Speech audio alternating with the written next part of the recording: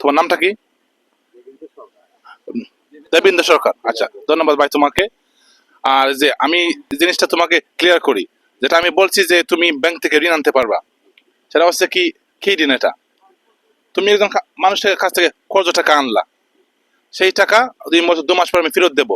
তোমার যে কাজ, সেই টাকা দিয়ে কাজটা শেষ করলা, আর 2 মাস পরে যে সময় সেই টাকা তুমি ফেরত পেলা, টাকাটা কিন্তু নিয়ে দিলা।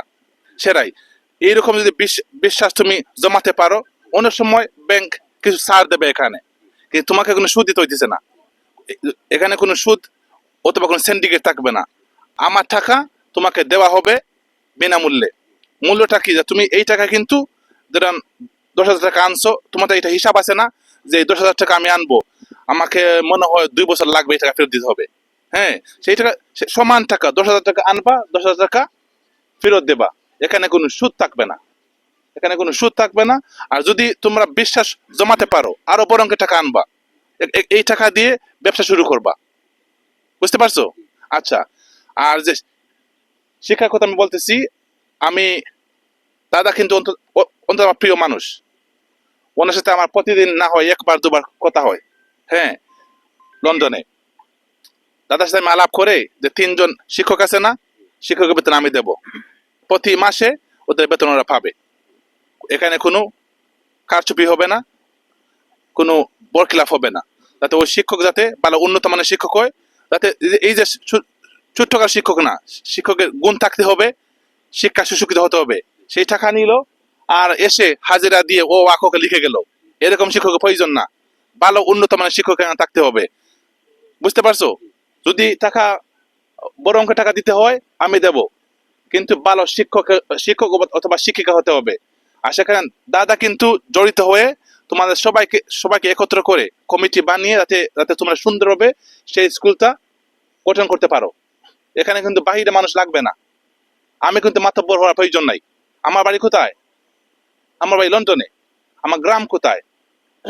বানগাঁওয়ে। হ্যাঁ, কিন্তু আমি বানগাঁও থেকে এখানে মাতব্বরি করব না, তোমরা মাতব্বরি করবা, এটা তোমাদের এলাকা। আর আমি কিছু বলবো না, তোমরা সবাই মিলেমিশে থাকবা, যোগাযোগ করবা না। এই যে এই করে সেই করে গুতাগুতি করবা না, গিরিঙ্গির দরকার নাই, পেছপাশের দরকার নাই। সুন্দরভাবে চললে মানুষ মায়া করবে। এই যে এই যে ওই যে রুবেল সাহেব উনি লাইভ করতেছে, আমি কি ওনাকে খবর দিয়ে আনছি যে এখানে লাইভ করো, সেটা তুমি ইন্টারনেট ছেড়ে দাও, সারা বিশ্ব দেখো আমি কি হয়ে গেছি, সেটা না। ও কিন্তু নিজে আসছে, ওর ইচ্ছাকৃত ভাবে আসছে, কি আমাদের একটা প্রেজেন্ট নিয়ে আসছে, দাওয়াত দিতেছে। ওর ছেলের কি হবে কাল, তোমার ছেলের শনিবারে ওর নতুন একটা বাচ্চা হয়েছে, ও আসছে। আমাকে বলছে, ভাই তুমি কি আমার বাচ্চাকে দেখতে যাবা? আমি বলছি, তো আমার তো ফ্লাইট কথা ছিল শুক্রবার সকাল 10টা 30-এ। আমি এই এলাকা মানুষের মায়ায় আমি টিকিটটা করলাম এসি, আর থাকবো কয়েকদিন। সে বলছে, ভাই তাহলে আপনি আমাকে কথা দেন, আপনি আসবেন শনিবারে। আমি বলছি ঠিক আছে আসবো। আমাকে ওকে আমি বললাম, আমি তো যাবো বরবাড়িতে, ভাই তোমাকে সময় দিতে পারবো না। সে বলছে, ভাই আমি তোমার সাথে আসতে চাই। আমি ওকে আনছি, তোমাকে আমি আনছি রুবেল, দেখতে পাচ্ছ? সেটা এরকম মানুষ আছে, কিছু দিবে কিছু নেবে, সিস্টেম করে ফেলছে এরা। হ্যাঁ, এই এই এই কাজ থেকে তোমার সবাই বিরত থাকবা এখান থেকে। আর আমি কিছু বলবো না, তোমরা সবাই সুন্দরভাবে চলবা, যতটুকু সুযোগ লাগে দাদার কাছে আসবা।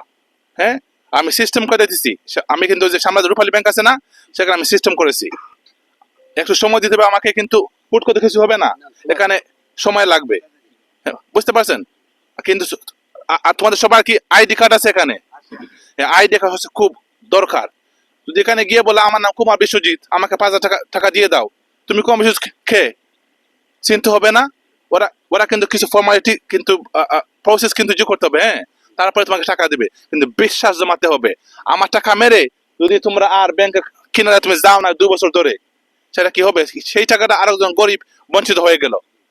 সেই টাকাটা আবার তুমি তুমি যদি ফেরত দাও, আবার আবার কিন্তু অন্যজন পাবে। বুঝতে পারছো? আমার জন্য দোয়া করবা সবাই। ধন্যবাদ সবাইকে। আশা